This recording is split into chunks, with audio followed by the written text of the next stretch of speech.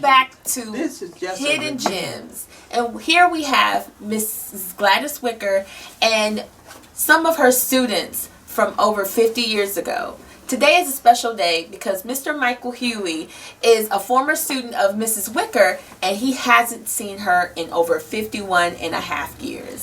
So we're going to let everyone go around and introduce themselves. Starting with you, Mrs. Huey. I'm Isabel Rogers Huey. And this is your husband. And this is my husband, Michael Thomas Huey. All right. And you tell us about yourself. I'm 63 years old. Been married 44 years. Is that right? That's close. It's close. We've been married 42 years. 42 years. And we've been together 44. And you're a Pensacola native. I'm a Pensacola native. Yes. I lived on Marcus Drive. Matter of fact, my parents still live on Marcus Drive. And that's where every time we come to Pensacola, we go by to visit them. I currently work at the Oak Ridge National Laboratory in Oak Ridge, Tennessee. And the reason why I work there is because of Miss Wicker and her science class. My goodness. And she, what grade did she teach with you? She taught seventh grade science at Brown Boys Elementary School at the time. Yes. Yeah. And introduce yourself. I am Francine Handy Parker. I'm a resident of Pensacola, Florida. I got my degree in education. And Mrs. Wicker has always been my inspiration. Oh, bless your heart. All my life. I wish my brother was here. But she is the reason why we are we are. Yes. She is. She has been that pendulum and that whatever you want to call it, that kept us in line all the time. And we adore her. We adore her. And she knows it. She don't have to wonder. She knows it. I'm so grateful for all of you being here today to just celebrate Mrs. Wicker and talk about how awesome of a job she did and continues to do in encouraging us and just being who she is. Now, Mrs. Huey, I wanted to start with you today. Yes. Were you a student of Mrs. Wicker? No, I was not a student of Mrs. Wicker. However, via my husband and my dear friend, I heard so much about Mrs. Wicker. And when I came through the door, I said, oh, it's a pleasure to meet her. Because they said she was so making sure that they understood what she was teaching them, and they just loved her. And I can hear Joyce right now saying, Lord, that Miss Wicker's skin was like black velvet. I can hear it in my head now. I'm like, really? Never met Miss Wicker. My husband said, that's when I fell in love with dark women. Yes, I love Miss Wicker. Didn't know Miss Wicker, but I had Mr. Wicker. Mr. Wicker, her Mr. husband. Wicker, her husband, was my science teacher, and it was only until we were coming down yesterday that Mike was talking about the periodic tables, and I said, she taught science? Mike said, yeah. I said, so did the husband. We did not know all those years and everything, so Mr. Wicker taught me. When you were in school that they were husband and wife, did you know that? I knew that he had a wife. Okay. And everything, but I did not know what school she taught at or anything. And it wasn't until I met my husband at Florida A&M and my girlfriend that they talked about Miss Wicker. Wow. And I said, oh, that's Mr. Wicker's wife. I learned a little bit earlier, a little bit more about her because her niece and I, Jolene Adams, were in high school together at Pensacola High School and everything. So that's how I got to know about Miss Wicker. So that's very interesting. You and Mr. Wicker kept your relationship very professional at work. So Yes. the students did not notice that you all were married, and that's a very unique thing for people to be able to maintain that professionalism because you had no idea. I had no idea. She taught at one school, but it was a very small community when you look at it. And I went to the predominantly at the time the all-black junior high school, which was Washington Junior High. Okay. What and he was that? That would have been 66 to 69. Yeah. So I was in the 7th grade, 66, 67, and he taught me 7th grade science. And I was sharing with them that when we got to the class, we didn't have any textbooks. And he was quick to say, okay, boys and girls, not a problem. Here's what we're going to do. He gave us 10th grade biology books that were falling apart. Yes. He said, but this is going to be your reference book. And he taught us from there. So by the time I got in 10th grade at Pensacola High School, it was like, I'm bored. Miss Lloyd, who was Caucasian, came to me and said, how do you know that? I said, because Mr. Wicker taught that to us in 10th grade, in the 7th grade. I'm saying to myself, what else do you have? So the books that you all had were basically the old hand-me-down books. They were that's hand-me-down right. books. And he told us that they were hand-me-down books. As a matter of fact, they were hand-me-down books from Pensacola High School. They sure were. Was that the high school for African Americans at that time, for blacks? Oh no, that was the premier high school for Caucasian Americans. That's right. Okay. Yeah. Okay. Sure So, was. were there ever any explanations as to why all the students across the district just didn't get the same materials? No, there was no explanation, but we understood it. When Mr. Wicker told us that we wouldn't have a science book, I mean, it's just like growing up now. Your mama gave you that look, and you knew. That's right. When he told us, he explained to us what were we to do. Yeah. His role was to be an educator. So he said, okay, this is what we're going to use. We're going to use these beat up books. They're 10th grade. Yeah. This is what we're going to learn from. That's right. And that's what we did. He had a lesson plan, I'm sure, from all those years that he had taught, but he didn't have the book. And since he didn't have the book, he took the lesson plan and said, this is your reference. And to this day, people tease me.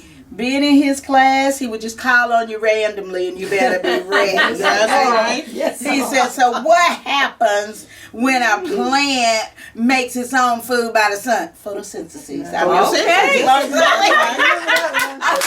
And what do I have? I have a MPH from the University of Tennessee. Masters in public health Wow. and masters in psychology. And I like to say a lot of it came from his inspiration, because he would not allow us to fail. I mean, you think about that today, someone teaching you 10th grade, 3 grade levels ahead, and you thought nothing about it. Oh, okay. That's what we did. So you have a master's in public health and also a master's In educational psychology. in educational psychology. And by truth, I am a teacher. Wow. A certified teacher. So do you feel like your experience, even in middle school, helped to cultivate your love for the sciences and to be able to do well in academia later on?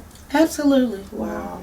Absolutely. And that is one of the reasons why I wanted to pull together this video, is to encourage all of the educators out there. No matter what level you're teaching, no matter who you're teaching, where you're teaching, or what materials you do or don't have, you can make a huge difference. Yes. You just never know how far your students will go with the information that you will give them. So be encouraged, be creative, know that your students will benefit from it. So, Mr. Huey, what was your first impression of Mrs. Wicker? Well, at the time, I was much smaller in stature. and like Francine indicated earlier, Miss Wicker was pretty tall to me at the time. Yeah. She was a stern educator in the classroom. She had to be, because I went through Brown Boys all the last 4 years. And in the 7th grade, we had this influx of students from J. Lee Pickens. That's right. Okay, so the classroom size all of a sudden got bigger, the number of people, okay? And being a science educator, not all kids at that time took the science, okay? I had an interest in it. A few years before that, my mom and dad gave me a chemistry set for Christmas. And I learned a lot of the chemical compounds and the names of the atoms and whatnot based on that chemistry set. And but what really stuck out in my mind with Miss Wicker, we had she taught class one time about, I'm trying to remember, about atomic energy. Okay, and to me, didn't know that much about it. It was a fascinating subject. So from that class that she taught, she just taught it very briefly. Okay, I mean we just 7th graders. Well, later on, after I finished college, I was looking for a place to work, and I heard about the national laboratory system that the United States Department of Energy operated across the country, and they came to Florida A&M. One lab came to Florida A&M on a recruiting trip, and this was the Oak Ridge National Laboratory. So I went up there. I think it was late February for an interview. Snow was on the ground. But when I went out to the facility, it just fascinated me because a lot of the stuff that she taught, back then, the lab originated as part of the Manhattan Project to end World War II. Oh, wow. The atomic bomb. Yes. Parts of the field for the atomic bomb was fabricated there. Okay, so I successfully passed the interview, and I've been out there as long as I've been married. And what he fails to tell you is that not only did that fascinate him, but the most world-renowned scientists, Einstein, and so many others, lived and worked there. Wow. Lived and worked there. Well, actually, I have to correct myself. Einstein wasn't never there. They said he was. He may have been. I don't want to. But anyway. Yeah. So world-renowned scientist. Yeah. Now, do you work in a capacity of science? No. Because of Miss Wicker, I was introduced to science. Right. Okay. When I finished high school, I could not figure out what the heck I wanted to do. Okay? At one time, I wanted to go to the Navy, be a submariner. And I can't swim. Living in Pensacola, I can't swim. Okay? But from Washington High School, they had such great counselors, guidance counselors, and her introduced me to science, and these guidance counselors, I was able to get a scholarship to attend Florida A&M University on an accounting scholarship. Accounting. Okay. So now I'm at this place where they do great science, and I help the scientists keep track of money spent on various projects without them going over budget. Okay. So your background in science, starting with Miss Wicker, helps you with your current job because you can speak the language of the scientists that you work with, even though you're an accountant. I can speak in layman's terms. Okay. That video I sent you the other day, Yes. that's kind of what we do to certain segment of the population. It can be overwhelming trying to explain it to them, but that's what we do. And in the video I sent her, Ms. Wicker, it was, we had the world's fastest supercomputer. All right. There, okay. I can't tell you what the speed is because it changes literally every 6 months. Okay? But right now we got the world's fastest supercomputer, and because of what you taught me, I know about such things. Okay, so I enjoy what I do out there. Well, let me just stick my chest out. You have a right to. You have every right to. Oh, Yes, my you goodness. do. I know my nephew, he been here today too. He came over one night, he said, Auntie, I just had to come over here and talk to you. I said, oh, all right. I said, what about? He said, no, this is something good, Auntie. I haven't done nothing wrong, it's something good. I said, well, all right, what is it? He said, you know, I've been talking to some of my classmates on the internet. And said they asked me about you. And said, they want to know, did I ever run into Miss Wicker? and say, yeah, man, I see Miss Wicker every day, just about. Say, but guess where they are? London, England. Oh. South Africa. And said, yeah, I talked to them on the internet, and they want to know, well, what are you doing? So, well, no, she's not teaching anymore now. She retired. Retired? Say, yeah, man, you know, it's been a long time. Say, ooh, Lord have mercy. That was the best teacher I ever had. Aw. And I just came over here to tell you that you have spread it, folks, all over the world. I said, well, Collins, that's good to know. I said, I thank you for coming over here to tell me that. I said, because that's inspiration to me to hear, you know, how they are doing. Because sometimes you see them in your classroom, and once they leave, you don't ever see them again. But I want to pose this question to everyone, but I would like for Mrs. Parker to respond first, and we'll go around. So, how would you describe the atmosphere at your school and the overall community's approach or view of teachers in the 1960s? It goes back to the old saying, it takes a village to raise a child. Yes. This was the atmosphere and the environment that we were in. All of us were out of the neighborhood.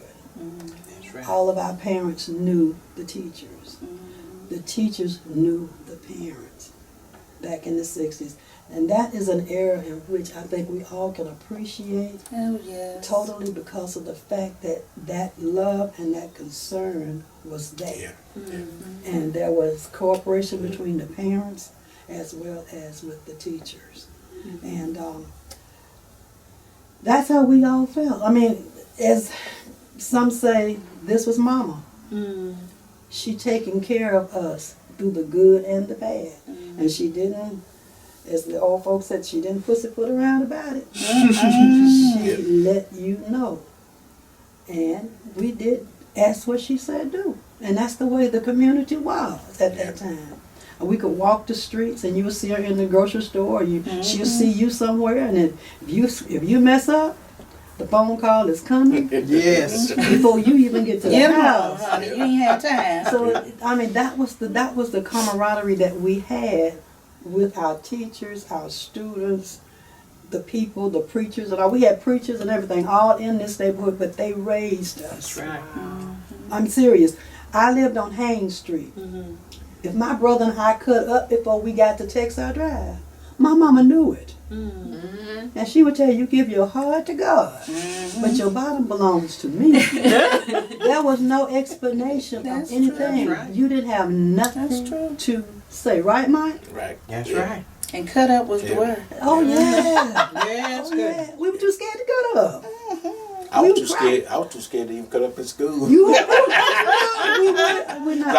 I knew I'd catch it twice at school and at home. Oh, At yeah. home. And my dad would catch it again with you if he thought about it. Okay? If he thought about it 2 weeks from there. Because he'd tell you, I did not raise you that way. That's true. And that was our word. That was the village. So, Mrs. Parker, you went into education yourself.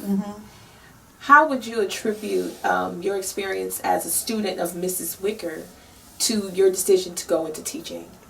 Oh, we can go all day long about that. I enjoyed her method of teaching. What was her method of teaching? And you can speak however loud you need to. No, I don't know that. But anyway, I enjoyed her method of teaching. She would not let you fall. She would not let you fail. How would But she make sure that you didn't fail? the questions, I mean, she could look at you and tell that you didn't understand something. Okay. And she would go over it and over it and over it, and even stay after class Sure. if we needed to. She's going to make sure you know. I mean, you're going to know it, but she's not going to give you the answers, but she's going to point you into that direction. She's going to show you a scenario that will make you know exactly what she was talking about. Okay? That too, her personality, her professionalism, her dress code, baby, yeah, she had yeah. a dress code. Yeah. What was the dress code? It was suits, right, Mike? Yes, suits. Suits Wore a suit every every day. day. Yeah. High heel Every day. shoes Yeah. every day. Every day. Stockings. Stockings every day. Hair immaculate every day. Wow. And we don't have that now. That's right. We don't have nothing like that now. And that was one of my deals for wanting to be a teacher. I loved her professional. I loved her mannerism. I loved her, I mean, stick to it. You know what I mean? The stick to it. She stuck to whatever. You need to get that. If it's family members, they'll call back. You sure? Okay. Okay. But I mean, and I had always said I wanted to be a teacher like Mrs. Wicker. I Oh, always bless your wanted to heart. be a teacher. And I tell people right now, she was my inspiration of going into education. I wanted to go into medicine, and everything kept pulling me back to education, pulling me back to education, pulling me back to education. And when I did, I told her that, and she knew. And I said, she said, just go for it. You know, she had a way, like Francine just said, she had a way, she could tell if a particular student had a difficult time grasping something. I can remember she was teaching us the scientific classification of plants and animals. Okay? And that classification system was rooted in Latin. Okay? I had a hard time understanding it, not because it was rooted in Latin, but I had a hard time just getting over the fact, why not call a pig, or a great white shark, rather than whatever the classification name is now, okay? I had a hard time getting over all that. But she had a way of enabling me to learn that. Now, I learned at the time. I remember some of it. Okay. Right? If you ask me what's the scientific name of great white shark, I just know it's catch or something, okay? but you know, I know the basis of it, okay? And I know the basis of it because of the way she taught it, okay? So if you know of something, if you have an interest in it, then you build on that and you go out yourself and learn it, okay? And that's what I got from her, okay? If I have interest in something scientific, the internet today, if you want to learn something, I mean, you can go out there and learn it, okay? You got to kind of maybe shift through a bunch of innuendo and stuff, but there's so many websites out there nowadays based on science. The Department of Energy, they got a good website to enable even kids of primary school age to learn about basic science. Okay, and that's what she did. The 7th grade, if I remember correctly, it introduced the student beyond grade school to the basics of science. Okay, I remember in high school I took a what's the name of the teacher? He and Mrs. Jones, Elsie Jones. Elsa Jones? Yeah. They were friends. The math teachers. They both were math teachers. No, this guy was a science Was the teacher. guy a He science played in a band. He was a band leader. He's passed on now. I can't remember his name, but he taught us science. Mr. Bennett? Bennett? No. Maybe he did teach Bennett? math. Maybe he did teach math. It was a he. Yeah. Well, anyway, it was one of these advanced classes. Classes, Okay? okay. When I was in high school, I got stuck for whatever reason all the advanced placement classes. You're smart. That's right. Yeah, but all my friends were in the other class. So I had no friends when I got put in these advanced placement classes. I understand. But anyway, that class, it was a difficult class, but I enjoyed it. Okay, I thoroughly enjoyed it because it challenged me. Okay, took me a while to figure out it challenged me, but you know, it's because of her. You know, I knew the basics, so I could fall back on the basics and then try to enable myself to go further than that to learn the material. So, you all had Mrs. Wicker for 7th grade science. We are now years ahead, you know, from that time. I'm sure you remember some teachers, but for whatever reason, Mrs. Wicker stands out in your mind. What was it about her that made her stand out from the rest? What was it about her that made her have such a strong impact on you? For me, she had piercing eyes. And like Francine alluded to earlier, she was always dressed professionally. Okay. But when she got up there and she either gave a lecture or tried to explain some basis of science, okay, those eyes were piercing, okay? And it was like they were looking into your soul. And you couldn't help but for me at least, you couldn't help but to learn the material she was trying to explain to you, okay? Would you say that maybe because of her presentation and because of her drive that she earned your respect? There you go. And you wanted to work towards Yes. just making sure that you kept that respect. Yes. Yeah. I always, whenever she gave a quiz or a test or whatever, I always try to make the highest grade I wanted to make. No, he did I do that. want her to be proud of me. Because you can tell she was someone who was important because she Yeah. presented herself as someone who was important. Yeah. What gave you that passion to say, you know, I'm gonna go above and beyond. I'm not gonna just do the minimum, because you've talked about some of the things that you had to do to level the playing field for Yeah. your students. Tell us about some of the things that you did to level the playing field for your students to make sure that they were given the same opportunity to learn, even though they didn't have the same access as the entire district. I would do things because they wouldn't give you any money to order anything. Mm. So I look ahead and I would collect, these pickles, jars. Okay, I would go around to the stores and ask them if they had any of those pig feet jars. Yeah. Yeah. And they say, yeah, we got plenty, a lot of them back there, but the juice is still in them. I'll take it, and I'll wash them at home. They give them to me.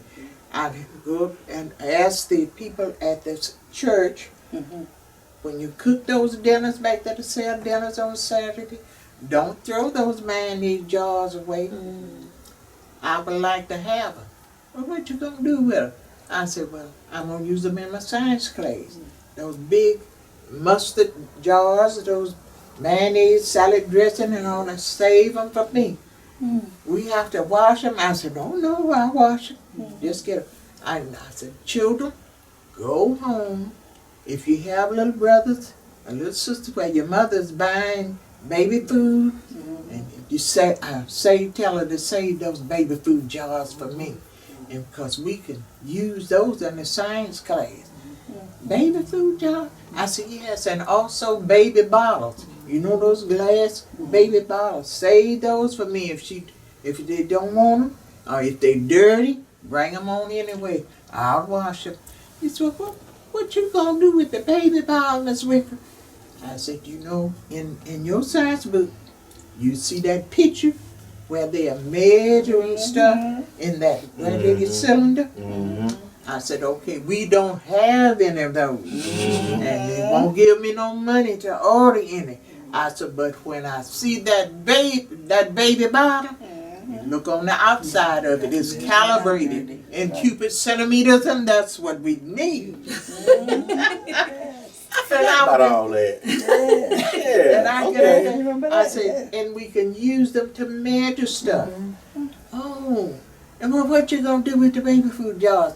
Because we're gonna use them to mix stuff because they're made out of hard glass. And if we drop some, it's hard to break them. And so bring me those baby food jars. I said, when you wrap that, you have wax paper, and you have that long roll in there. Don't throw that roll away. I don't want the one in the toilet paper now. But the wax paper, the paper towels, a tin foil, bring that paper roller. And they said, well, what you gonna do with the roller? I said, because in a few weeks from now, we'll be on talking about the spectrum. Yeah. And I'm going to show you, I don't have a spectroscope, Yeah. but I'm going to show you how to make one. But you bring those rollers in here, and I'll teach you how to make it. So you're going to see how light is divided into different colors. You're going to see it when you get your spectroscope made. Honey, they be collecting those rolls, and honey, they come. Some have one or two, and some have 3 or 4. I said, just ask your neighbor, ask people at the church, and you bring those things, and that's going to be a part of our science class when we get there. What did you do about dissecting animals? They didn't give me any money to buy any dissecting kits. I said, but I got on the telephone. And I called over on W Street, Bobby Harvey House. They said, yes, ma'am, we have plenty of them over here. I said, all right, my name is Gladys Wicker, and I'm coming over there to look. And when before I get there, I have my speech already made up. Because, see, I'm going to get some of these things free. And I told him, I said, well, these kids are below the poverty level. They don't have any money. When I get through, I'm going to have at least 5 or 6. But the man gave me 10. Wow. And I went over to the drugstore. That used to be over there in front of Baptist Hospital. And I asked the pharmacist, Dr. Steele. And he said, what can I do for you, ma'am? I said, well, I need some litmus paper. Yeah. He said, Was Dr. Steele a black pharmacist? no, he was fine. Oh, that's good. And but he's gone now. They closed up the place, but I used to go there, and I told him I needed some litmus paper. He said, "What you need it for?" I said, "Well, I want to use it in my science class." And we are poor school. We don't have any money to order anything. I said, but I was going to pay for some out of my little money. He said, "Oh no." I said, "That's terrible. You got to spend your own money to buy supplies to teach with." I said, "Every year." He said, "Let me go back here and see what I can find for you." Came back, gave me all the blue litmus paper, the red litmus paper, and I said, "Oh, I appreciate this so much." And looking, I'm saying in the back of my mind while I'm begging, I need some bronthymol blue. He said, "What else you need?" I said, "Do you have any bronthymol blue?" He said, "Yes, ma'am." "You need some?" I said, "As much as you can spare." He came back with a quart bottle of food. I said, "Oh, I know my students are going to be excited because they got their indicator paper. We're going to test different substances to see whether they're acidic or basidic." And I said, they're going to enjoy this. Where did you get the animals from that you dissected? Well, we had to go out and catch them frogs. Yes. The kids would catch them and I bring them to remember school. doing that. Yeah, bring them to school. Yes. And but now they won't let you do that, Okay. But That's just what boys- people did in that time, or is that what you all had to do? Well, Because they that's just the wasn't only gonna way. give you any money to spend for some that you could order them. Okay. And but I would dig in my backyard for the earthworms on a Sunday. My husband would be out there digging and turning over rocks because he had to have some earthworms, and I did too. And we would be out there looking under the bushes and digging and stuff, and take them to school. And my husband had a weekend job, and this lady had this pond in her yard, and he needed pond water. So he said, "Well, I'm going to take one of them big jars you brought home." I said, "Okay." I said, "What you need it for?" "Oh, I'm going to get some of that pond water. When I get through working, I'm going to bring some of that pond water home." I said, "Okay." He riding back on the bus with this big jar with pond water, because he going to take it to school that morning. Wow. Teachers And so it was just that you were resourceful. Yeah. You go out and find things that you could use, have them collecting different leaves where they can put them under the microscope Yeah, and see the yeah. little animals, the little bugs and things. Yeah. And I give them a book, little paperback books that I had found at the bookstore. And I said, now you look in this book and see if you can Yeah. identify what you saw on the microscope. The wouldn't buy us no microscope. I had one that I Yeah. had paid for. Yep, yep. And so what I would do would make the slides and put them on the overhead of the projector, Yeah. so that then it would be on the screen where everybody could see it. You know, I did all that kind of stuff, and because if I got to a point where I didn't have anything to work with, I'd make it.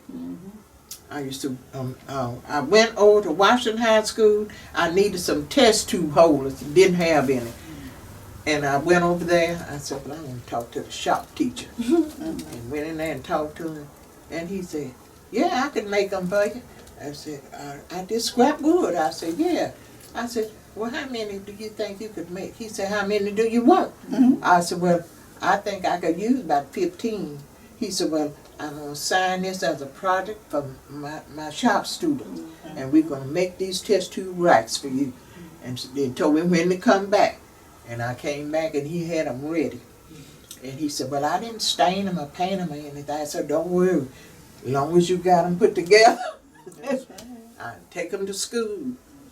And periodic tables, how I got those periodic tables, I sat down and wrote a business letter on Brown Board Stationery, asking this scientific company if they would send me some free periodic tables. And they did. They sent me a set of 35. Sure did. And I went to the store and I bought a roll of that contact paper, the clear kind. And I covered them so that the kids feel something on it, all you had to do was wipe it off. And I took that contact paper and I covered each one. And that's how we got the periodic tables. And when I started teaching them, and where's that atomic number? What's the atomic number for so-and-so? They got so good with it. Oh, Miss Wicker, you don't have to worry. Oxygen is 8. Wait till the nearest whole number is 16. And they be hollering it out. And I just throw my hand up and laugh at them. What did she say? She said she wanted an electron configuration for copper or zinc or whatever I call her. Yeah. I said, yeah. Well, shoot. I know how to do that. I don't even have to look on the table. I know how to do that. And they'll go on and do it. When I saw kids failing, I set up a tutoring class before school. What time? At 6:15 every morning, I was at club school. That's right. And the children, they would tell me, say, well, Miss Wicker, I'm not going to get up that time of morning. That's too early. I say, well, take it or leave it. I said, I can't make you come. I said, but I'm here to give it to you if you come and get it. I can't come to your house. But if you want what I got to offer, you be here at 6:15. And the very ones that said they wasn't coming were there. When I roll up to park my car, and the principal would be coming in the same time that I'm rolling up. And he'll see them standing out there. So he said, Ms. Wick, are you punishing these children because they're out here?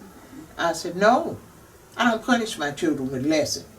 They're coming because they want help. They need help. And I just threw it out. I didn't call any names. I said, you know what you need. So you be here at 6:15.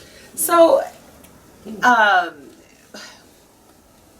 would say in modern times, in the years that we're living now, 2018, students don't always have that sort of hope or drive to close the gap in their understanding with their education.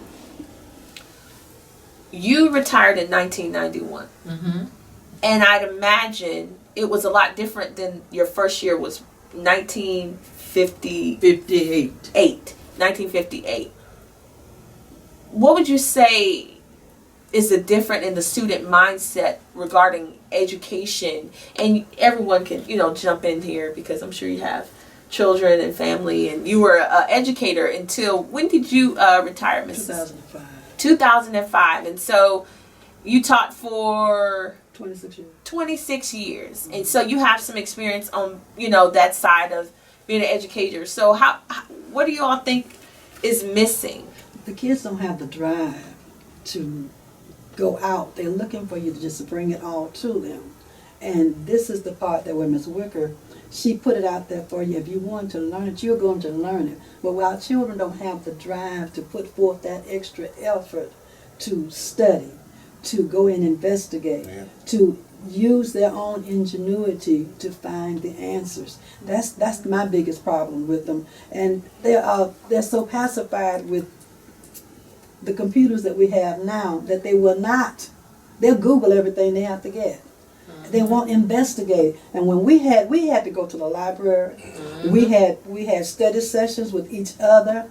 We were on the phone when we could get the phone to talk to our friends to find out what is your answer, what did you do. And after you would take a test, we would compare our answers with each other. You got that wrong, I got this wrong. Then what is the answer? Ms. Wicker be the next person. Ms. Wicker, we got it wrong. What was the answer? And she wouldn't tell us the answer. She'll tell you, look on page such and so, paragraph such and so, and your answer is that. Well, you have to read it 4 or 5 times before you can understand what the answer really was. That's what I'm talking about. They are not made to use their, my mama said, use their brain. Okay, that's what I've learned in school since I started teaching in 79. Okay, there was a big difference between 78 and 90. Where the children have lost that drive to even put things together. I mean, let's get real. They just don't have it. They'll sit down couch potatoes, more or less, okay? So how can we reignite that excitement about the drive? I guess in my mind, I think I always knew that if I worked hard to, seek out education, then I had a future and something to work towards. I'm not sure if the students always understand that there's hope and that if they work hard, they can achieve something. It's a process. You do this so that you can get this later. But it starts at home. Okay? It starts at home. The parent got to have that drive as well. You want your child to achieve a certain level. Okay, you got to show that child that this is what I expect of you. I'm going to help you if I have to help you, and I will. But see, right now you're throwing the children in school. When the time they're 4 or 5 years old, they should be able to know their name, know their address, things of this nature. Look, common stuff parents taught us when we were kids before we even got in the school door. That's right. Now you have the kids in pre-K that they don't even know their whole name. They don't recognize their names, okay? Parents, that's your job. That's right. Okay? It starts at home, to answer your question. It starts at home. And what would your response be to that question, Mrs. Wicker? Well, I'm just saying, and looking back, as you say, Francine said, it starts at home. Because my mother was the one that just got me excited about education. And at night, she would play these games with me. I bet you can't spell, and she'd call out the word. If I didn't know, she said, well, you better find out because you're going to have to spell it for me tomorrow. Okay. And I'll be looking, and if I didn't know the meaning of a word, she said, well, I bought you a dictionary. Now, what is that dictionary for? Look the word up and see what it means. And for Christmas, she gave me this world map. It was a puzzle. It had big pieces. And you couldn't put it together on the table. You had to put it down on the floor and then put it together. So she said, but I bought you that puzzle, and you haven't even learned how to put that thing together. So I go get the box and I started, and I finally got it all together. She said, now, look on that map and see if you can find the United States anywhere on that map. And I go from one end and I'm looking and finally I say, here it is. And she said, yeah, that's it. Now, what state do we live in? And I said, well, this is Florida. She said, well, find it on the map. And then I'll be crawling around on my knees and say, here it is right here. Well, is there a capital city of Florida?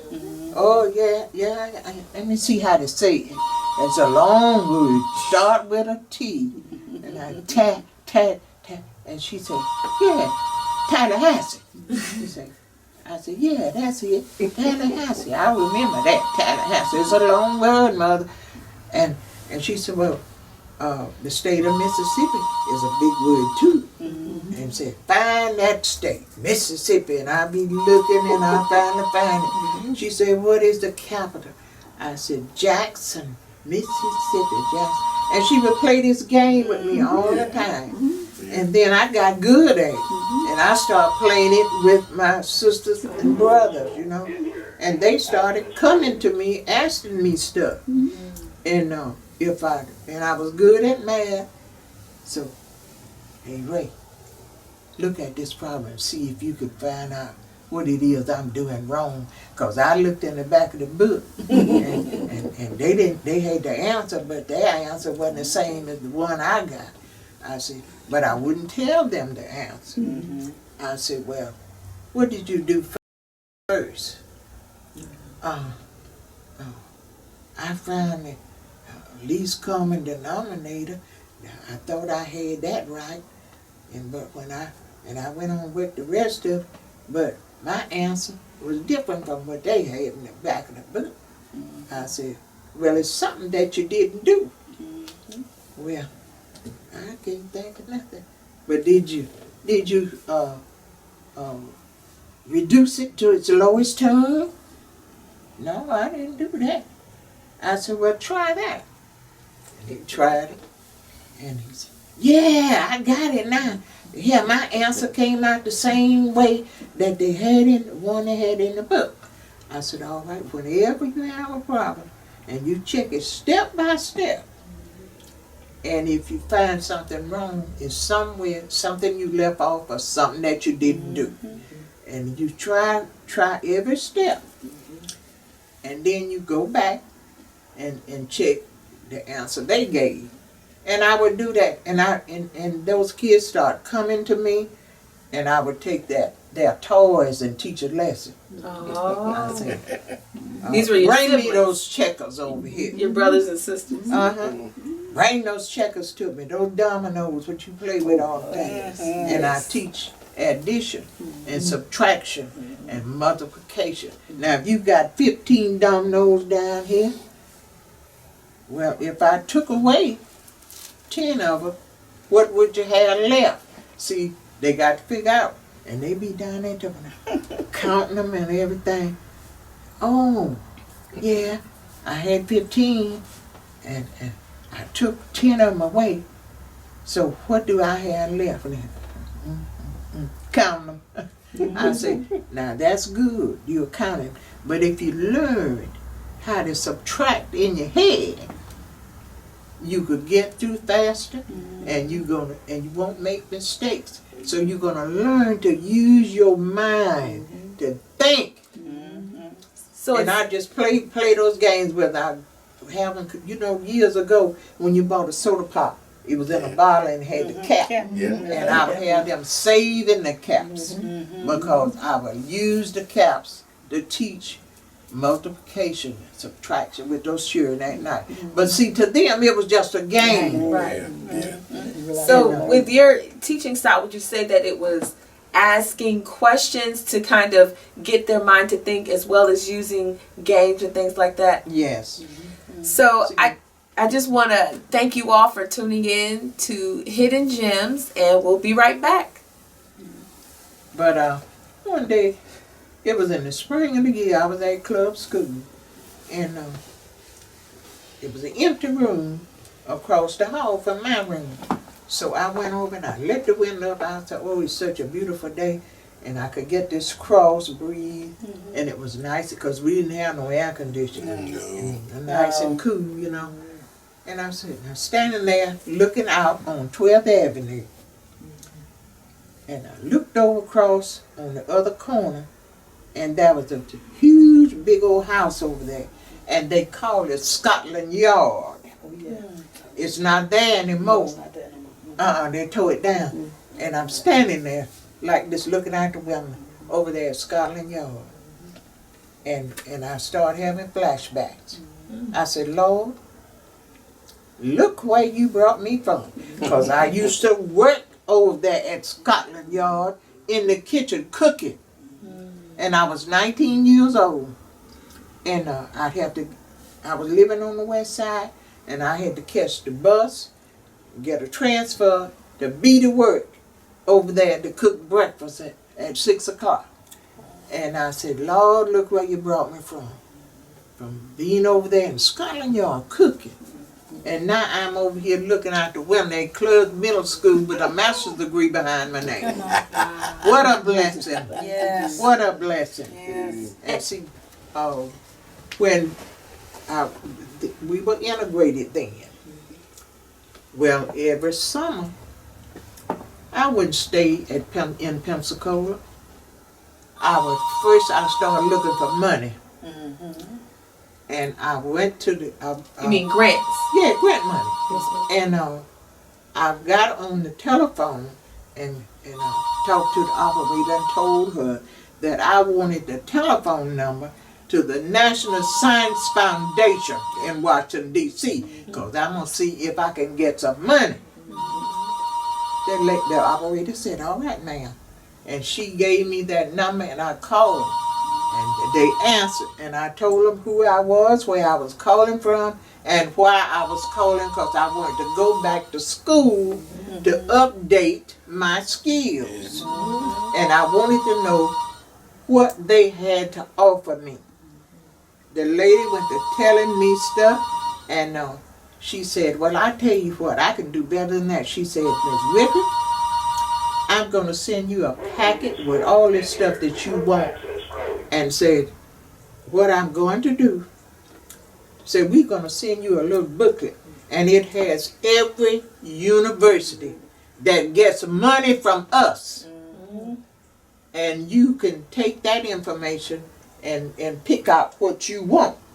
And said, but it's all in there. They got the director's name and what that particular school is offering. And say you can take all this information and, as I say, and just write to them, and then they're going to send you applications that you can fill out. She went on and on. And I said, oh, thank you so much, because I really want to go back to school. And the lady sent the stuff. Me and my husband got down on our hands and knees on the floor, and we went through page by page. And we wrote to 14 different universities. And they sent information, the applications, you know, where you could apply. Okay, we filled them all out because we didn't know which one would come in. All 14 of them came. And he said, well, honey, now we got to eliminate them because we can't take but one at a time. I said, okay. So I made a list of all of them. And I told him, I said, well, what about going to California? He said, that's too far. I said, okay, scratch that one off. And went on down the list. I said, what about Texas? No, Texas is too hot in the summertime. We burn up. And I scratched that one off. And we just kept eliminating them like that until I got to Western Michigan University. And he said, now I've been to Kalamazoo. And say, it's nice up there in the summertime. I said, well, how much money they gonna pay us? And he said, yeah. He said, well, they are paying more money than all of them are paying, but they're gonna pay more money at Kalamazoo. I said, well, that's the one we want. We'll take them. So you and your husband got your master's degree together. Yes. In Kalamazoo, Michigan. You were blessed enough to have a beautiful, wonderful marriage. Nowadays, people don't always get to have such a marriage or even have something to last. What advice would you give, or how did you make things fun and light and enjoy each other? A lot of people feel like they have to have kids to enjoy their husband and wife. How did you manage that? Tell us a cute little story. Well, in first place, when I met him, I was a senior in high school, and he was attending Washington Junior College. They had started Washington Junior College because they wanted to keep us out of Pensacola Junior College. That's right. And at that time, Pensacola Junior College was right there on some Bantees and Palafox. And it's a motel there now. But it was a big upstairs house, and that's where Pensacola Junior College was at that time. And we wanted to integrate it. But to keep us from integrate, they set up one at Washington Senior High School. And Dr. Wiggins was the principal of Washington High School, and they made him also the president. Well, Pensacola Junior College didn't even have a PhD on that staff. But there we had Dr. Wiggins, who had a PhD. And he was the principal and the president of Washington Junior College. And that's where my husband was going to, Washington Junior College at that time. That's where I met him. In the hallway, I was called a girl patrol. So you have a duty, and you be out there in the hall keeping people out, you know. And be lunchtime, you don't want people running up and down the hall and whatever. And he saw me out there, I had my little white blouse and a blue skirt, and he said, "What you doing out here, being a policeman?" I said, "No." I said, "You see this badge on my arm? I'm keeping folks out the hall, such as you." And he laughed. He said, "Now, you think I'm picking at you?" He said, "But I got you picked out." "You got me picked out for what?" He said, "Yeah." He said, I'm looking for me a nice lady." And said, "I believe you it." I said, "Don't play with me." And he said, "Well, what time your last class over?" And I said, "Why?" He said, "'Cause I'm gonna be waiting out there on that corner. I see you when you be walking on back to the east side, 'cause you be going east." And said, "I'm gonna walk it home." I said, "No, you're not gonna walk me home." He said, "Ain't no harm in walking you home. We can just have a friendly conversation." "No, I don't have time." I have a job after school, and I did. I have a job after school, and I be rushing to get home, put my books down, and catch my bus and go to work. He said, "Well, ain't no harm in me just walking along with you while you on the way home and carry your books for you." I said, "No, I don't want nobody to carry my books." I said, And he said, "Well, I'm going to keep on at you. I'm going to get you. Because I want me a nice person for a wife. And I believe you it." I said, "You better let me alone." And he said, "I'll come by your house and ask your mother and dad if I could come over and visit you sometime." No, my daddy carries a gun all the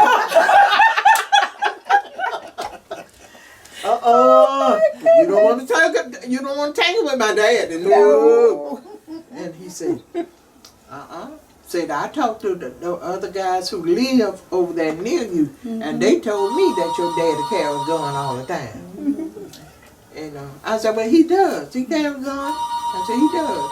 And they believed that, but it was a lie.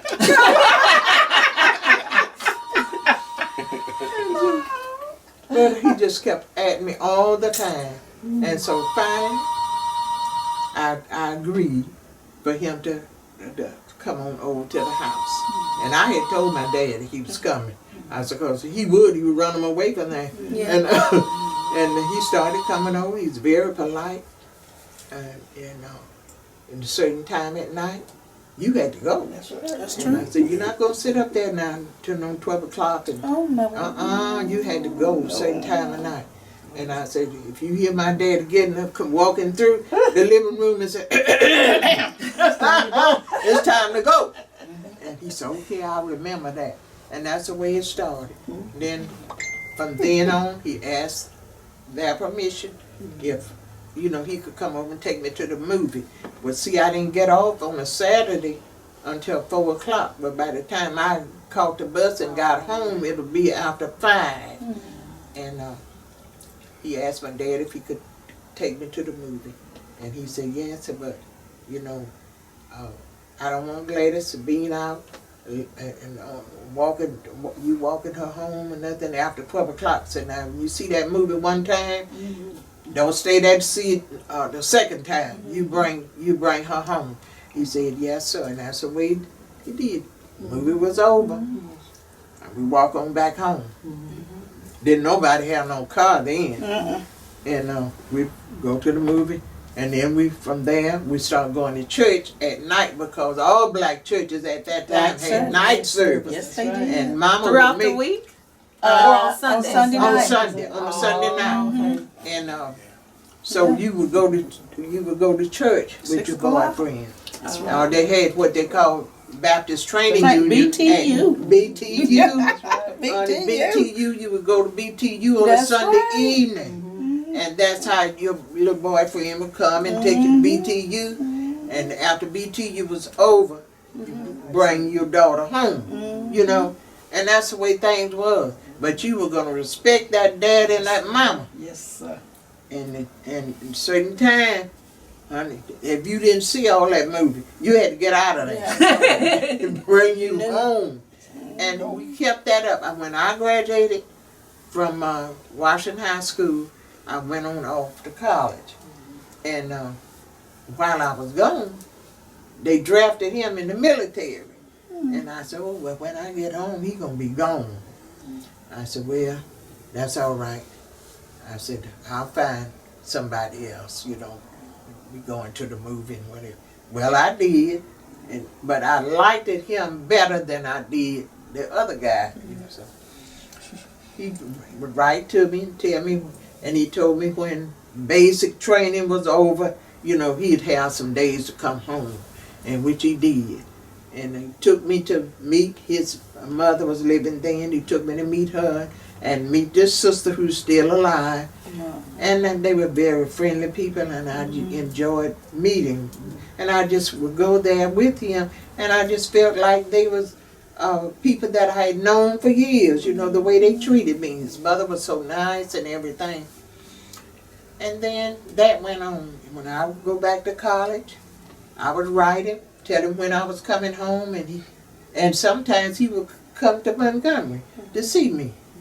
And I said, well, you know, I said, well, Lord, I don't want to get too serious about anybody because I got to get out of school. Yeah.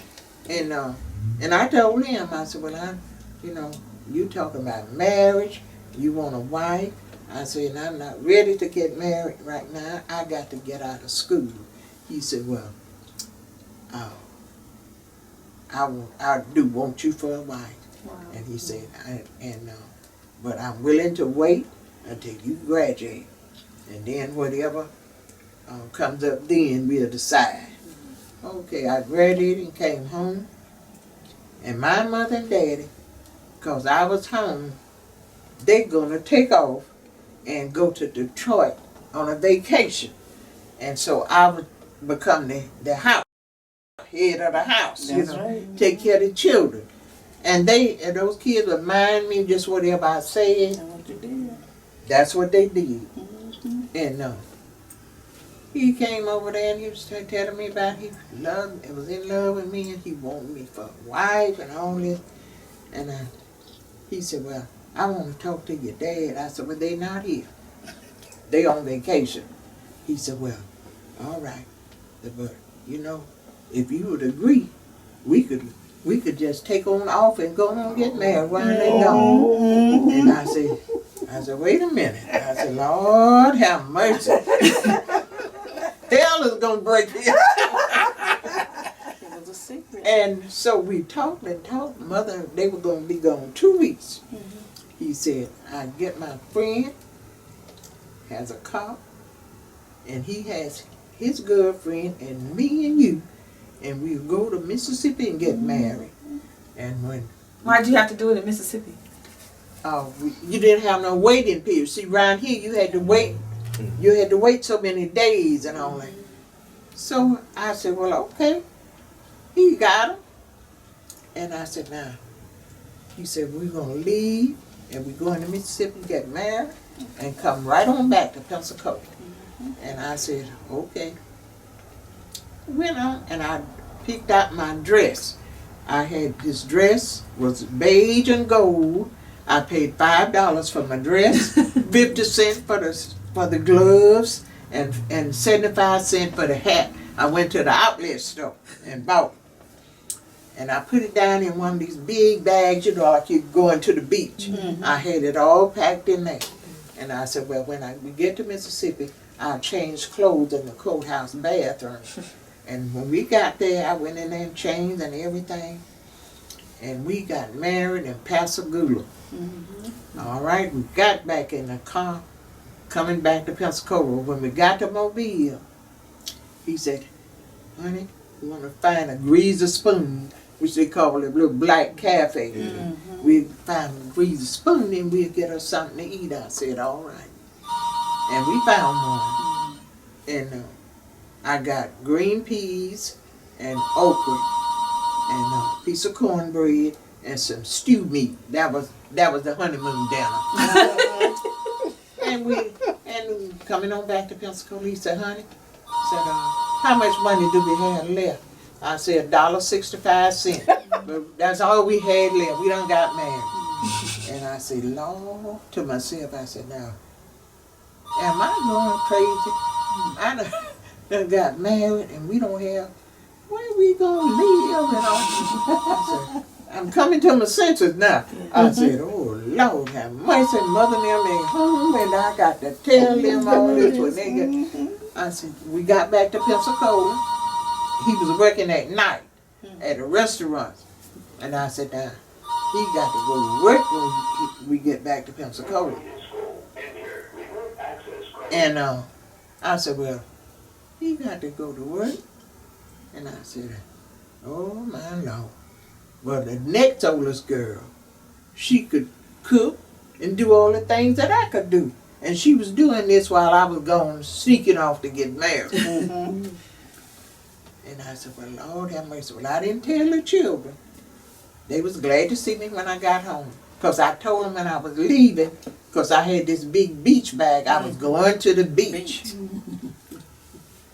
I came on in there and she said, well, Ray, if you're hungry, I cooked and everything, so you can check it out. I cooked and I done clean the house up and everything. I said, all right. But and she would take instructions from me, whatever I said. And I said, well, all right, sister. I said, I sure thank you. And when I said, Lord have mercy, when Dad and Mother get back here, hell's gonna break loose in this house. And I was just worried. Okay, when Mother and them came back, I just said, Lord, how am I gonna tell Mother and Daddy this? So finally, it was gonna be getting close to time to go back to school.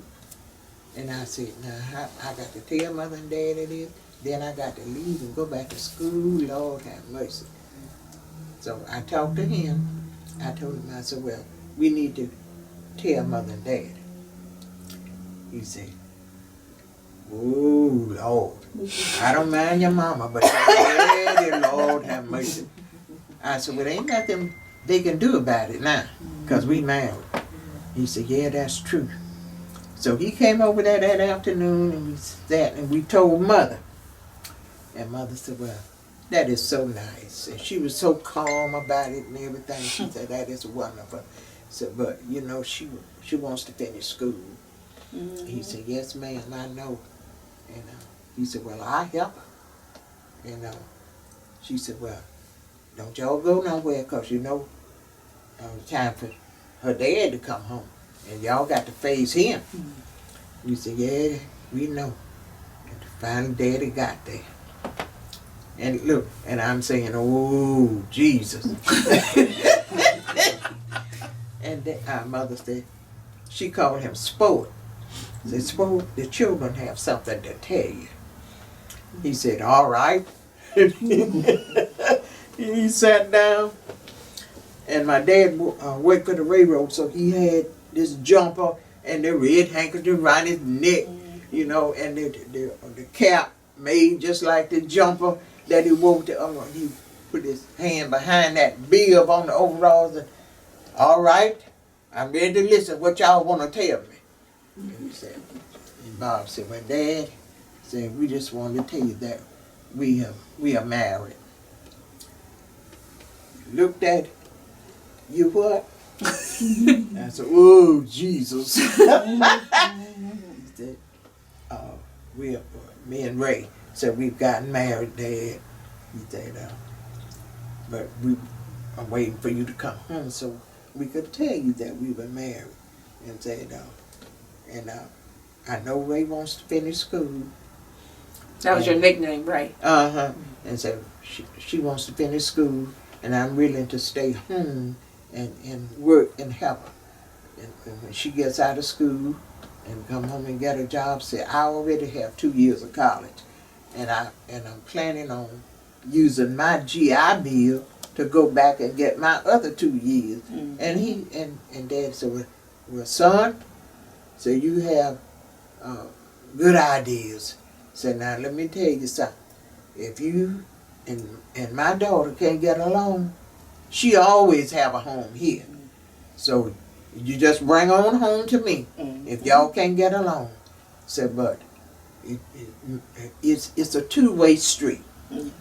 And so you got to treat her and she'll treat you the same way. So y'all don't one do something and then the other go the opposite way. You got to work together, find common ground. And he was just doing his hand like to find some common ground that both of y'all can work together on. And my husband said, yes, sir, Dad, that's what I told Ray. He ain't told me nothing. He said, well, I'm happy for y'all. And y'all love each other. That's what a man and a wife's supposed to do. Love each other and get to know each other. And say, if you be with your wife long enough, she can figure things out before it comes out your mouth. Amen. And he just went on and on. And look, I'm taking a deep breath. Thank you, Jesus. So Mrs. Wicker, shook my husband's hand and told him, welcome to the family. Oh, Lord. But when school opened in that September, I went on back to school. And I would call him and talk to him on the phone and write him. And then some weekends he would come up to Montgomery, you know. And because I had moved out to dormitory, I didn't tell Mother them I was moving till I had already done it. And then I wrote and told them my new address. And but I found this nice place. This lady worked in the school system there in Montgomery. And when I went for the interview, she said, well, Gladys, I'm willing to rent your room. Said, if you can follow all the house rules. I said, ma'am, I don't think you have any rules that I can't follow. I said, because I'm not here at Alabama State to take out homestead exemption. I just want a degree behind my name. And she said, well, all right then. And told me what the rent was, and I paid her that day. And she said, well, when you want to move in? I said, right away, because I'm going to get out the dormitory. I think that's a great place to bring our interview to a close.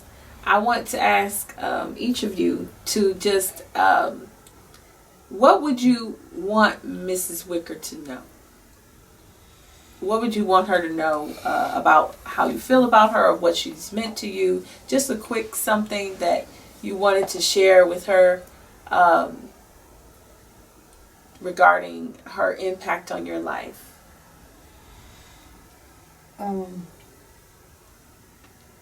Ms. Wicker, I already know how we feel about her, but I want her to know that she has been my inspiration from day one. She's always been in my corner, no matter what I did or what I do. or either what I'm thinking about. She's always been there, and she's one person and one teacher I can say that I have loved just like my mom, because she's always been there. She's always been there for all of us, really. All of us, no matter what it was, no matter what the circumstances. She's been that professional person that I wanted to be.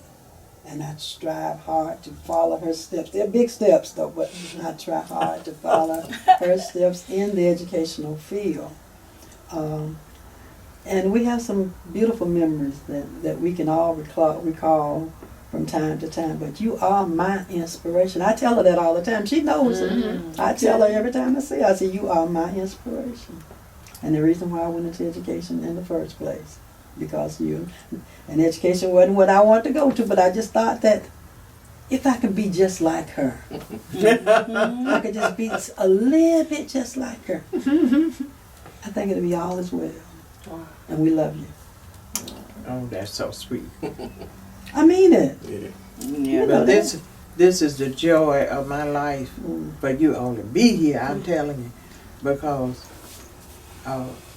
every now and then, that people get to talking with me about school, and I said, well, you know, when you have these students and you work with them, and I used to tell myself, well, I'm not going to get emotional with these students.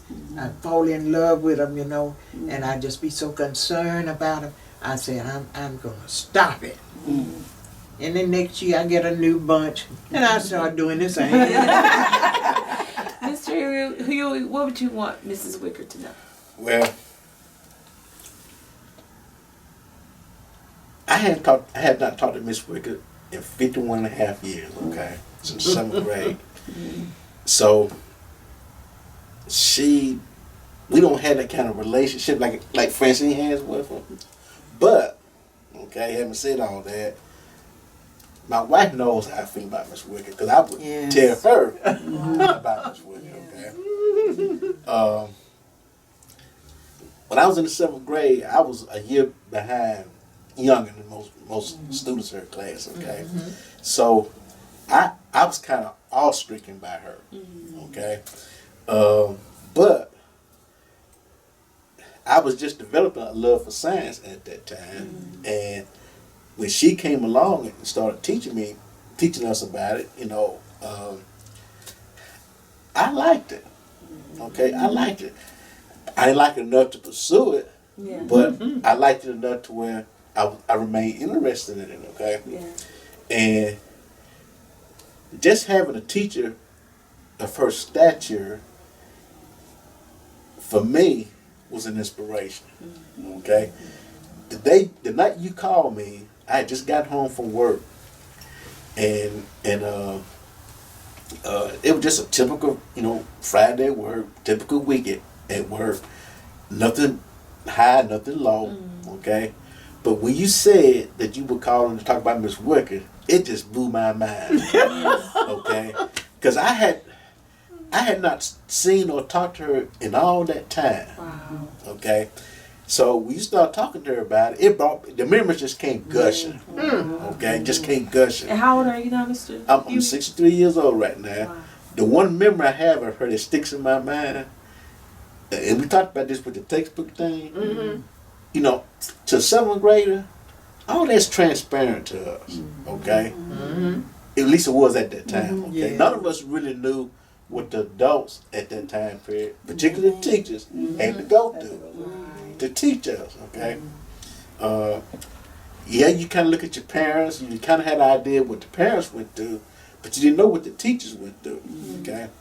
So, I tell my wife this all the time. I say, you know, she was I had some hard teachers, and being a black male, you know, I didn't want to do all that work. You know, I was lazy. I admit I was lazy. Okay, but Miss Wicker, among other teachers, you know, they saw my potential, and when you called me, to think that Miss Wicker remembered me after 50-something years, I mean, it made my Friday. It made my whole weekend. Okay? I had to force myself to keep to stop texting you. I really had to force myself to stop there because I didn't want it to seem like I was all buried and whatnot. But geez, you mean a lot to me, Miss Oh, Lady. bless your heart. You really do. Oh, my goodness. And I'm glad to have this opportunity to reunite with her.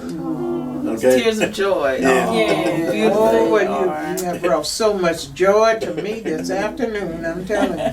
And what would you have Mrs. Wicker to know regarding that you've been a former student of her husband and admired her from afar and heard how much of an impact she's had? Well, I said to her when I came to the door, he was fascinated by you. I mean, he talked about you. And you know, you look at it, and Francine can identify this. His respect for you and his respect for his mother and his sisters gave the respect to me. He loves smart women. I mean, he loved intelligent women. That's it. I mean, I could be anything, anybody I wanted to be. And listening to you about your love story, knowing your niece, I kind of knew a little bit about the secret. And I told him about it. And I said, oh yeah, I think they got married in secret. And she went to Alabama and him. But your husband, his face lit up when he heard about you. Now, you girls, you will do. He had no problem with us girls being smart. He pushed us. Yeah. He pushed us. And the one thing I heard you telling me just now was about the National Science Foundation. I have worked on projects for the National Science Foundation. Is that right? Have gone all the my way goodness. to Washington, D.C. for the National Science Bowl. And when I got there for the first time, I thought, Mr. Milker wasn't bad after all. Okay. He was an awesome person. And just knowing you from afar, my childhood friend, Joyce Harrison, and my husband. Yeah, I remember Joyce. No, I know you did because she remember you. And she teaches. She teaches today. Is that right? Joyce is a teacher. Oh, my goodness. Joyce is a teacher. I'm a teacher. And you look at it like Mike said and Francine said, it took a village. The teachers then in segregated time, they didn't care where you came from. You in here to get your lesson. And the parents said the same thing. You're here to get your lesson. We didn't ask any questions. So we appreciate individuals like you that made us who we are.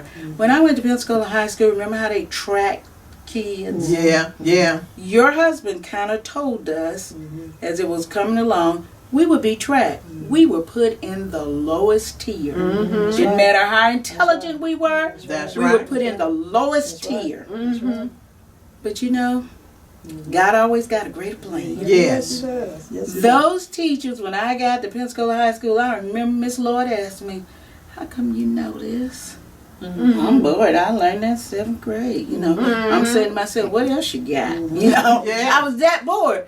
But I realized as I matured and became an educator myself that we weren't supposed to be successful. No, we weren't. No, But well, you that's all right. made it so that we were so advanced, they didn't have any other choice. That's right. You know, I remember my 10th grade history teacher saying, Ms. Rogers, I'm going to have something for you next year. You ain't going to sit in this class with this little thin book here. I'm done, Miss Stafford. What else we going to do? You know, they ended up putting me like Mike did in more advanced classes. But those were good pioneers Yes, they were. that wanted to. But we Yeah, had yeah. that background. You saw them. We saw Miss Wicker in the streets, going to the store. We saw them at church. We saw them at the fish market. Yeah. You know, and like Francine said, cut up. Oh, child. Look, I saw little Isabel out there is doing what she was. Oh, I ain't already got a beating by the neighbor. By the time I get home, come on in here, I heard. So I just want to say thank you. Yes. Yes. Thank you. Thank you. Thank you. It is indeed Oh, an honor yeah. and a pleasure to finally meet you. The great Miss Wicker. Oh, my goodness. Mrs. Wicker, what would you want to tell the world? You have the opportunity to speak to the entire world. What would you want to say to them? Well, I just feel that any parent who has children, you start with them when they're crawling around. Yeah, yep. You start planning. Well, what am I going to do for Sally or Billy or whoever? You start planning then. I said, now my niece, she's not here this afternoon, but I had told her about this. And she said, well, Auntie, I got so much to do, but if I can get there, I will. And but if I can't get there, you have to forgive me. I said, all right, I understand. And she got her little grandbaby. And that little girl is 9 months old. And when I go by there, because my sister keeps her while Mama working, I go by there and I say, well, hi, Leah. She look up and crawl and pull up on my pants leg, and she's trying to tell me something. She trying to tell me something. I said, oh, grandmother been spanking you today. And she just squalled because she's glad to see me when I walk in the room. And I told my sister, I said, see how she's crawling, you call her name, and she knows her name, and she won't turn around to come back to you. She start running on her knees to get away. And I said, but when they're that age, you don't wait till they get 18 to start planning anything, but you plan while they're crawling. Now, I did for her. She was a little baby. Last year in January, I got me a fruit jar, and every time I went to the store and I had change, I come back and I pour it in there. And I don't care how, if it wasn't but 2 or 3 pennies, I put it in there. And so here last week, I told my niece, I said, well, I've been saving all year for the baby. I said, I don't know how much is in this fruit jar, so you would have to count it. Or you can take it to a store that has one of those machines and they'll count it for you. She said, you've been saving all that time, the whole year? I said, yeah. I said, every time I went to the store and bought anything and I had change, I put it in that jar. She said, well, Lord have mercy. And I went and got it. She said, oh, this thing's so heavy, I wonder how much is in here. I said, well, you can find out. I said, because I don't know. And she said, oh, Auntie, I sure thank you. So several days later, she told me, she said, Auntie, I took that baby's money and I opened up her bank account. And when her daddy brings money for her, we put that in there and we took yours and put it in there too. And say, and we're going to keep that up. I said, well, that's what you do. You don't wait till they get 17, 18 years old and then you start trying to do something, you know. You start doing it while they're growing. And you educate them. I said, don't buy all this plastic stuff and they ain't gonna do nothing. 2 or 3 days later, it's out in the front yard or side the house. I said, give them some education materials. And they gave her a little play telephone. And so she can punch, but she doesn't know what it is that she's punching, but the thing plays music. So she punches buttons and it plays music, and she just laughs at it. You know? I said, but then next year she'll be a little older and you get her something that's a little bit more advanced, you know, that she can learn. I said, like the one they call the leapfrog. And I said, kids love that. Get her one of those. I said, you see, you educating right there at the house. And don't let your children grow up and when they get ready to go to school, they don't know the colors, they don't know their name or their telephone number, anything like that. But you teach that at home. My mama did it for me and showed me different things. And when I did go to school, I went to a private school called Miss Asbury, and I know you all don't remember that. But to this day, I remember where Miss Asbury's house was, and I went to school there. Miss Asbury was big lady, but she had a lot of children there, and all of them was from the neighborhood, you know. So we all knew each other, and we was proud to go to Miss Asbury.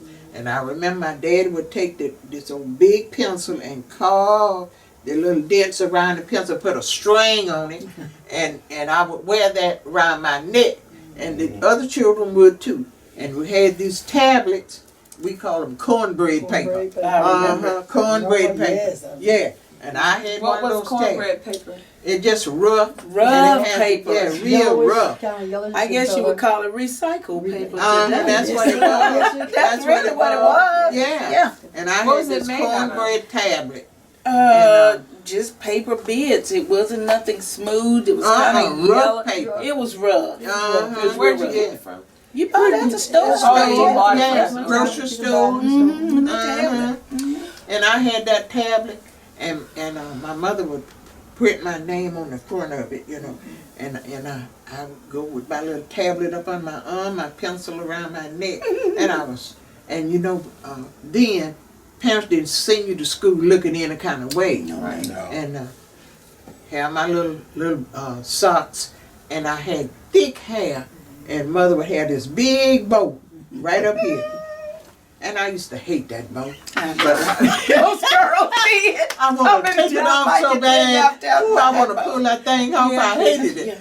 And but I wouldn't pull it off because see, mother want to know, well, where is that ribbon? Yeah. And and I could walk home, and I would walk from Alkanese and DeSoto Street on down to Strong, get on Strong Street, because we lived right by the railroad track. So if the train came along, you know, the house would shake. Yes, it does. Yes, it did. But we lived there. And I was just crazy about books, because my grandmama had instilled that into me by telling me how it was when she came along, because she had education. But my granddaddy could not read and write. And she said she wanted to teach him to read and write, so nobody could cheat him, you know, out of anything. And so when they came, they were farmers, and when they came in from the farm at night, and she would cook and they'd sit down and eat, then it was time for lesson. And she said she started with the alphabets. And said the only book that they had to show, she had that book to show him letters in the book, was the Holy Bible. Yeah, that's And right. said she would open that, and she would say, now you point me out, look on this page and see if you see any of these alphabets on that page. And he said, yeah, I see an A, here one right here, and there's one, there's two there. Said, now those letters make words.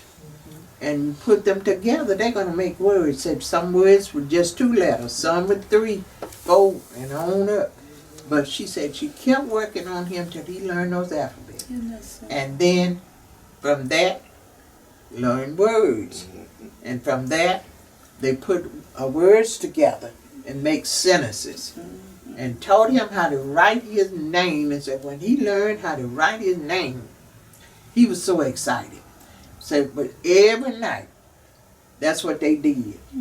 She didn't have any paper, so she would take the bags that you bring from the store, the paper bag, and take her scissors, because she could sew. Take her scissors and she'd cut that paper in the size of a sheet of paper. And that's what they wrote on. And I remember that so well, because I said, now, I don't want to grow up without any education, because grandmama says that the world is going to be a different place when I get grown. But I didn't know what she meant by that. Yeah. No, we didn't. And I said, well, I don't know how she thinks that the world is going to be a different place. How is the world going to change?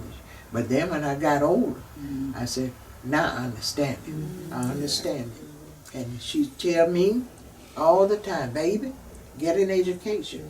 Because you can be whatever it is that you want to be. You can do it. And say, you listen to grandmama. Yes, ma'am. And when I went to Alabama State, she didn't see me. She knew I was going, but she didn't live to see me graduate. Because she died in November 1954, and I graduated in May of 55. She knew I was there because I would write to her and tell her what I was doing and what was going on, you know. But I appreciated that old lady so much because she instilled in me that feeling, yes, I can do it. Yeah. Grandmama said it. Mama said it. Yeah. And I just felt if those were women and they could see in the future of what I needed to do, of what I could be, you know. And when, what brought it home to me, when I had gotten the integrated to schools, and I thought about what Grandmama said, the world is going to be a different place. Okay, I was over there at club looking out the window back over, looking over that across 12th Avenue where I had been a cook Yeah. in that place called Scotland Yard. And I stood there and looked at it. And tears began to drip out of my eyes. And it wasn't tears of sadness, but it was tears of joy because I could see what the Lord had done for me in my life. Amen. And I stood there and wiped my eyes, and I walked back across the hall into my classroom, and I said, Lord, you brought it home to me. You brought it home to me.